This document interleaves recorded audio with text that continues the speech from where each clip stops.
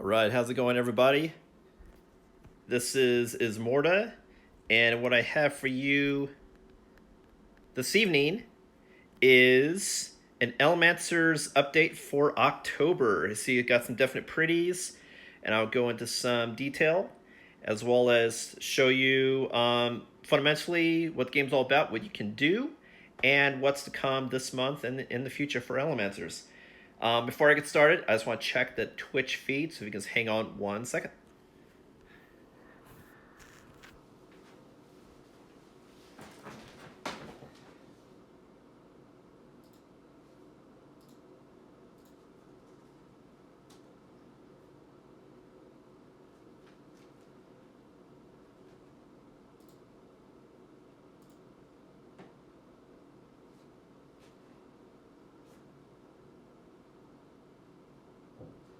Testing 1, 2, 3. Testing 1, 2, 3. Cool. Sounds like it's good to go. All right, guys. Flip you correct ways there. All right, ELEMANCERS. So, as some of you probably know, this is the board game that I've been working on for some time now, and I've been letting you guys know the products have been made on this game, and I want to show you, be the first to see actually the beta build for ELEMANCERS, with the working title being ELEMANCERS Light and Dark. So let me first go into what I've got me to this point, then I'll show you the game, then I'll talk about the future of ELEMANCERS. So what you're seeing here, I'm going to, is the beta build. That was the major milestone I was working on up to a week ago, with last week me being on vacation. So it was really great to hit that milestone, to get this marked as done, relax, and then come back and do next steps.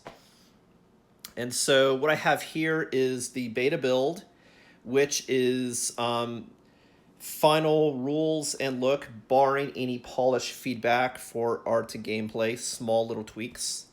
And now what I'm working on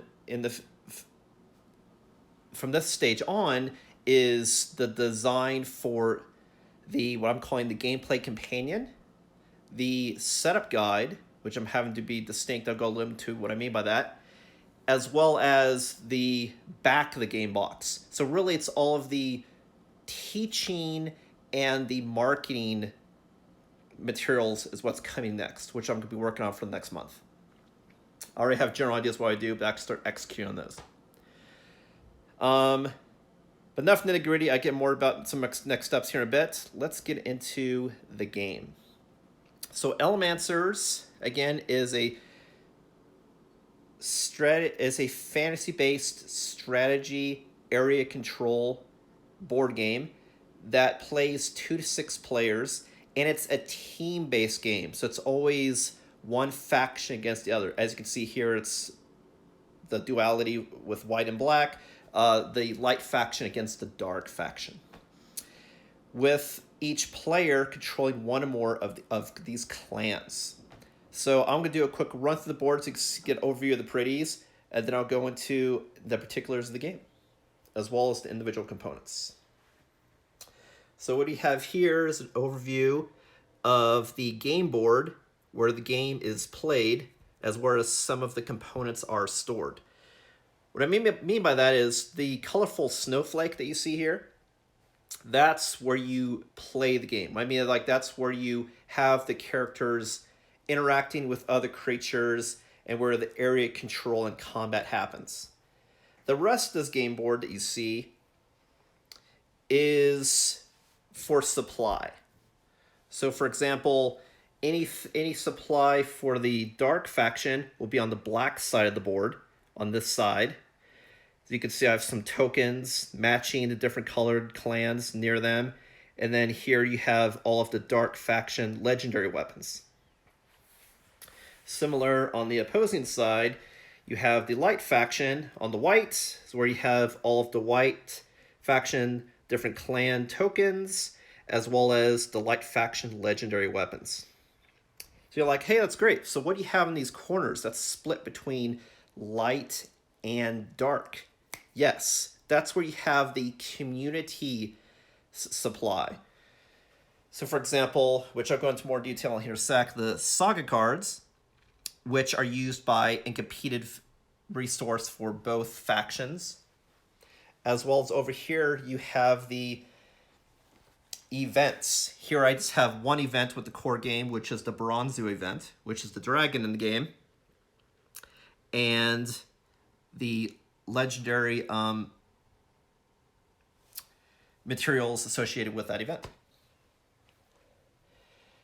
And then in front of each player, I have player boards. Now, depending which, and I'll go to that in a sec. So for the player boards, it depends on the number of players. So you're always playing with all 6. So if you have different numbers of players, you'll control one or more player boards. So you'll still have that same experience. You just control one or more characters.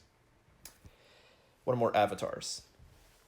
And so here, for example, is one of the player boards. This is the Ignis clan. You can see here.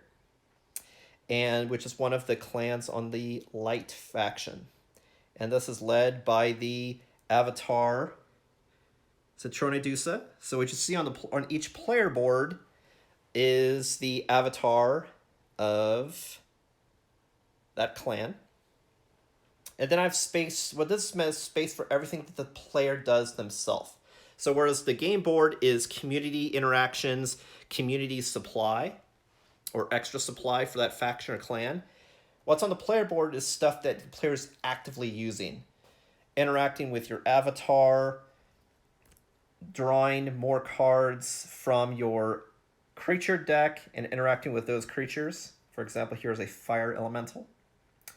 Your power tokens, which the ones at the top are used for extra supply, whether it's for getting more power tokens at the beginning of a round, or as you control matching locations on the game board to show that you control that your clan has access to the powers of that location, meaning that you can actually summon creatures there. Several spaces for the different creatures that you unlock throughout the game. Here you have battle cards, which are the abilities that you can use during a battle, which are unique. For example, here's one. Let me try to get some focus for you guys in a sec. Fueled Fire Nova. At the top being flavor text that you can read or say before you do the ability. So like when you're playing D&D, you kind of describe what you're doing before you do the mechanics of it. And then below has all of the game text, including additional game text beyond just what the ability does to describe nuances with the ability. Let me find an example one. Like, for example, Inner Fire. The lore, you inspire courage in your party members with a burning desire to overcome your foes. Increase all friendly dice rolls by 1, which is the game text, and then the additional rules for clarity is also below. Until end of battle, all friendly creatures at the same location, regardless of clan, are affected. So these are unique abilities that you do in battle, and each clan has completely unique battle cards, which some of them being similar abilities, just have different flair to match the abilities that you're doing with that clan. But each battle deck also has unique powers to just that clan, so it feels different. It feels like, for example, the fire, the infernos, the summoning bright light, or inspiring, a fiery rage, for example. Anything associated with that element. So this is your deck, and as you unlock cards that you can use, you'd place them here. That's what you can actively use. So these are creature cards, battle cards. The space here is where you put the current saga card that you're working on. So saga cards are these here. It's community, and you work on one of these at a time. And as you complete a saga card, then you start advancing through this lore deck. I mean, with the background of the game being, you're trying to uncover lore throughout the realm to learn about the past, but more importantly, to find one of these legendary weapons. And which is actually one of the main win conditions of the game is if you can find your legendary weapon, not only do you have a power boost for your faction in the game, but if all of your clans find their different legendary weapons and all of you move to the Hollow of Fate, that's the main way you win the game. The Hollow of Fate being this location here with the shield that you see, indicating that you cannot move here until the shield goes down, which it goes down story-wise based on lore cards after the first legendary weapon is found and actually gets destroyed and absolved by Bronzu, who is then deployed at the Hollow of Fate and then starts wreaking havoc against all of the different clans in the realm. So the saga cards are basically secret objectives that you can share with your clanmates, but not with the opposing team, obviously, so that you can work together to complete them. So there's different locations on the game board with flavor text on the bottom on where you're trying to look for the next piece of lore or the artifact itself. For example, here you have Altcore. Altcore is a marshland home to a menagerie of creatures. Check where there is no reflection near the water's edge. This provides some cool flavor text on what you're doing and why you're doing it. Well, this is the where. The why is the lore. This tells you where to go, and basically you're trying to get your avatar to this location. And again, like as you complete this, you then get another saga from the core deck, as well as advance. When you complete them, you advance through the lore deck. So if you complete one, if you're on number 2, for example. In addition, you'll notice on the back of these cards, get this into focus again, one sec. You'll notice there's, trying to get the focus, see if I get my thumb out of the way. Maybe either did it this way. 1 second. Okay, here we go. You'll notice there's letters D and L that have numbers and colors. So the D and the color corresponds to is it light faction or dark faction. The numbers correspond to what stage of the lore are you on. And this is because depending on where you're at in your lore, you'll be getting a certain type of saga card that takes you to a particular area of the game board. So it's, even though it's random, it's not completely arbitrary that you're going to random place over the board. So it'll have it so you advance through the board, and depending on what faction and what stage you're on in your lore, you'll go to a different region of the realm. So for example, this faction wouldn't draw because it's their first one, and this is the first one for dark.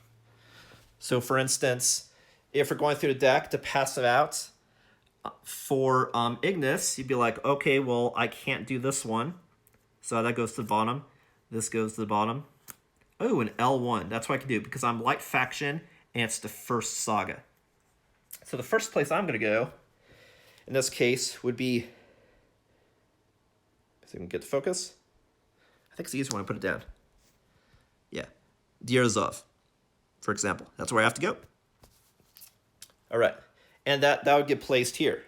So you can see on the board, you have all your shit. You have creatures, battle cards, saga cards, power tokens, as well as at the bottom, you just have space for your dice, but honestly, the dice can be placed, also kept on the game board because you can also roll it here. It's good space to roll since you have a lot of space. It's well as designed. Why it's not designed to be on the player board, because you need to roll it. But the last thing to show you, as far as components, a couple more components, is the lore deck. So this has story text, and and the symbol at the top corresponds to what legendary weapon you're going after. In this case, you're going after something you see having to do with the dragon, and the first chapter being the balance of light and dark. I know dark, right? And then this is just story text, which gives you backstory on different chapters of the history of the Elemancer's story, on what's transpired. And then at the bottom corresponds to what chapter of the lore you're on. So again, like as you complete sagas, you advance to the next one. In this case, I completed one. I advanced to number 2, which is now Light and Darkon. And what's cool is because depending on which legendary weapon you're doing, you'll learn something different about the story of Elementsers, as well as go after a different legendary weapon. Now, the legendary weapons in this game, as you unlock them, let me put down the phone for a sec.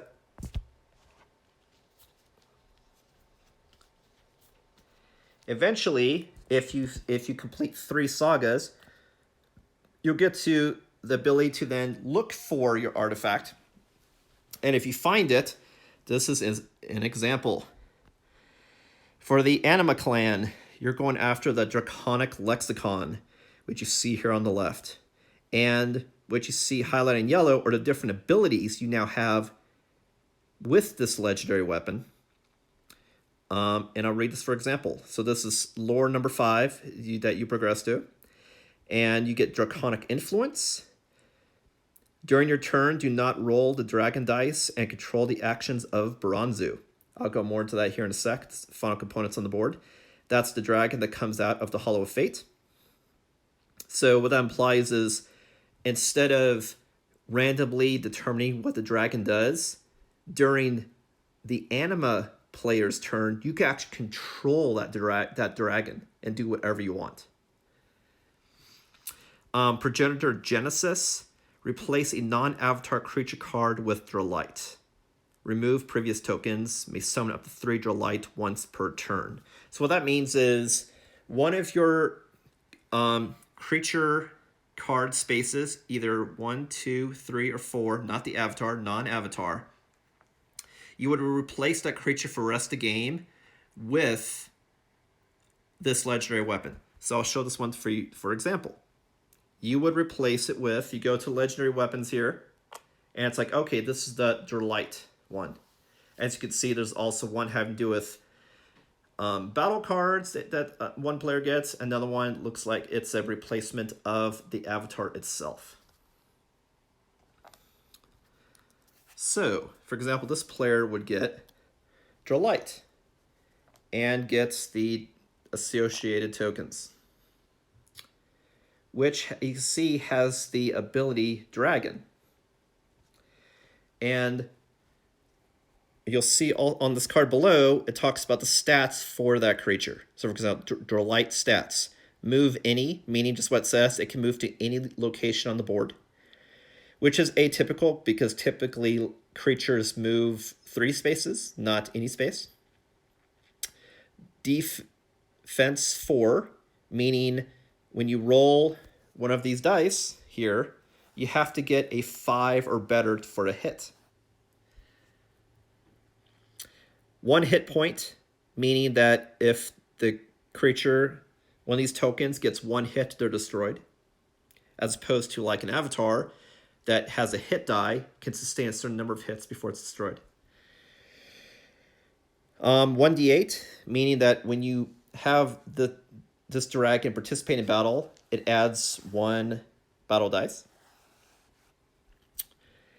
And then dragon, like you see here, it has the dragon ability, which what that ability means is you're immune to creature traits that modify rolls. So if any creatures, like for example, Elemencers and Warriors in the game, which are different creatures, if they're in the battle, you basically prevent their ability because they both can modify dice, and you prevent the modification of dice.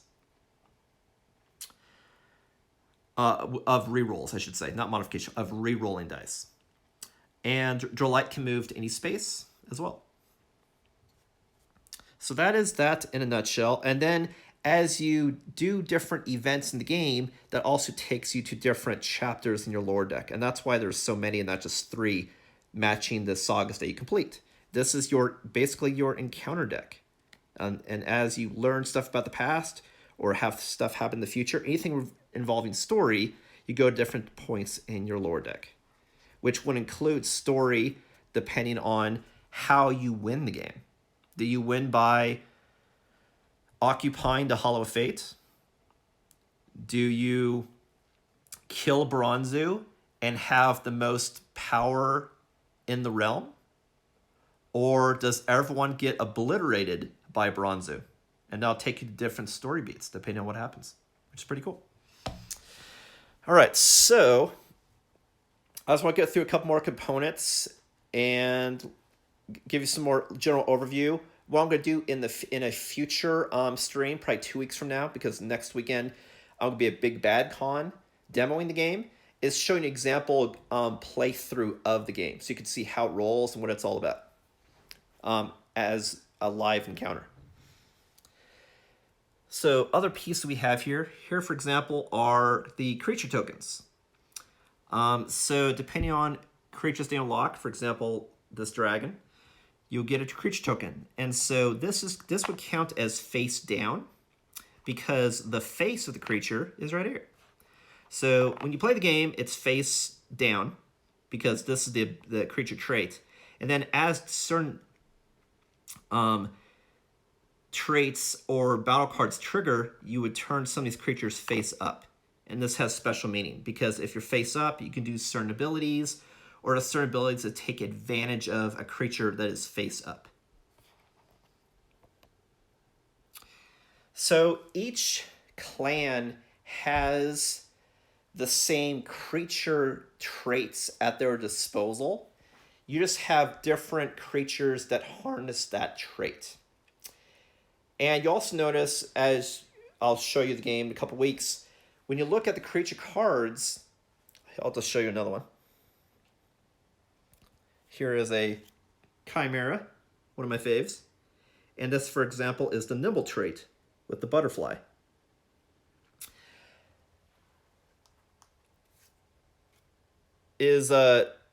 Some clans have a similar creature, but since these creatures are actually made of one or more elements, each different clan, you'll see harnessing a different element of that creature. So, for example, there's a Selim version, that being the clan's name, as well as an anima version of the same creature, harnessing either the ability of the raven or the ability of the unicorn and the alligator that you see in the background. And so you have some sharing of creatures, but harnessing different abilities. You have creature traits that every clan has them. They just harness in different ways. And every clan also has every creature trait except for one. Because each of these avatars, for example, if you look at... let me do some love the other side. Ismortah, you'll see that he has actually 2 traits. Avatars have 2 traits as opposed to just one because they have their avatar trait, which you see the helmet, as well as an additional trait, which is not shared with any of the creatures that you have because he harnesses that ability. And any creatures of your same clan that are at the same location of your avatar, it shares that trait with all of your creatures. It's sort of like a morale. He shares its power and enhances the power of all the creatures of that same element that he embodies. So this being the Fade, so any other Umbra creatures at his same location will also have the Fade ability. Okay, so let me show you the rest. So these are the creature tokens, and that just you get creature tokens as you unlock creature cards that allow you to wreak havoc and go ape on the game board. Standees are used to represent the avatars in the game, so you know quickly the difference between, it's a creature versus it's an avatar. Also noting that creatures typically have 1 hit point, whereas avatars can have up to 3. with the core game mode, the core game. And then there are also legendary creatures. Like I said, here's the dragon Bronzu, and he has his own die, his own hit die, as well as what I call, it's the AI die, but currently it's called the dragon die, which determines the dragon's actions depending on what number you roll. And then, like I said, in the corners, here you have the legendary weapons. And this is Leximog's battle dice, hit dice, and standee, because he has an avatar. Another progenitor dragon you see here, as well as some extra battle cards. This one's pretty cool because the player that unlocks this, the Grimoire that they get, actually gives you the ability to harness the power of dark magic, representing the dark faction, one of the prime elements as opposed to one of the lesser elements, for example, of ice, necro, and shadow. This is dark. And what's cool is like you get 3 spells that are very powerful versions of actually the lesser elements that you can just go ape, and you can use these in every battle. Definitely go more into that in a future stream. I show off the gameplay that is. I think that's all the components. Again, this shield here will also be within the core game. That's what I'm shooting for, which prevents movement. But as you unlock, when someone does, again, their first legendary weapon in the game, then the shield would come off. This would come off. And now it's open, and players can freely move through and to the space. And that's where Bronzu is summoned as well. And it starts going ape. Or going dragon, I guess I should say. Cool. Well, that is all the components and general gameplay. I don't want to get too into the weeds on the gameplay because it's, honestly, from my personal experience, it's easier to like see it than me explaining, hey, it's a creature. Okay, but what's a creature? What does it look like? What are you talking about?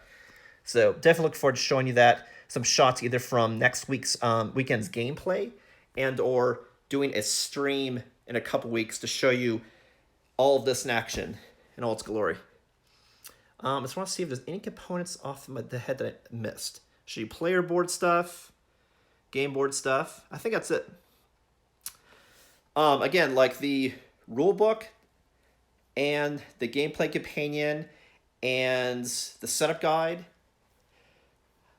are unique things. How I'm taking a take on what I'm going to do. So I'm going to share more information on that as I start working on it. But it'll be a different take because I don't like the method of having a rulebook that has one-stop shop for everything because that's hard to find shit. Especially when you just want to know, hey, what are the different creature token, for example, creature traits at my disposal? I don't want to thumb through a rulebook. I just want to have something to reference. But I didn't want to have it on the game board or the player board in particular because it gets noisy and you can't read upside down. So you notice like the only stuff that I have that the player can see, only that clan has to see that information. You're reading your own lore deck. You'll be looking at your own battle cards. You'll be reading your own saga cards.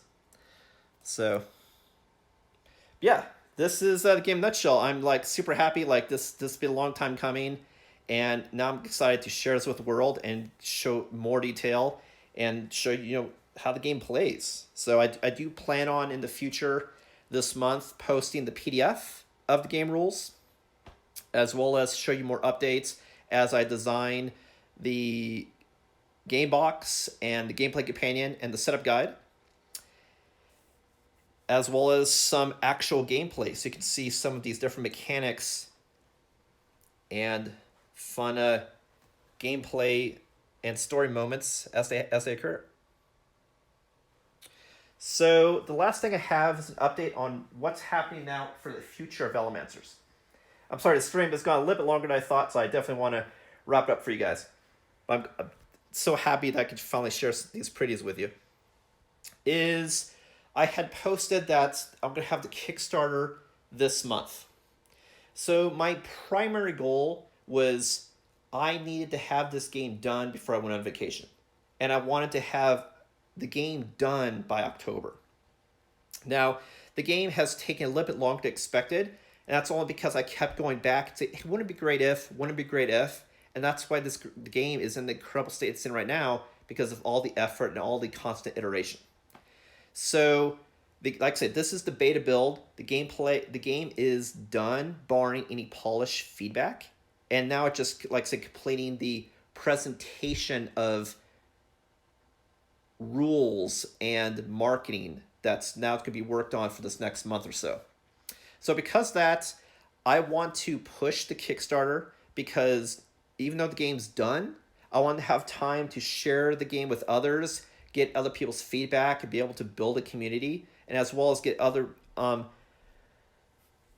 people to play the game, review the game, and preview the game. So because that, I am, like I said, the game is done. I'm sharing it with the world, working on marketing and presentation stuff. But because that, I'm going to move the Kickstarter actually to beginning of January. And that's because of two reasons. One is exposure, and the other one's for business reasons.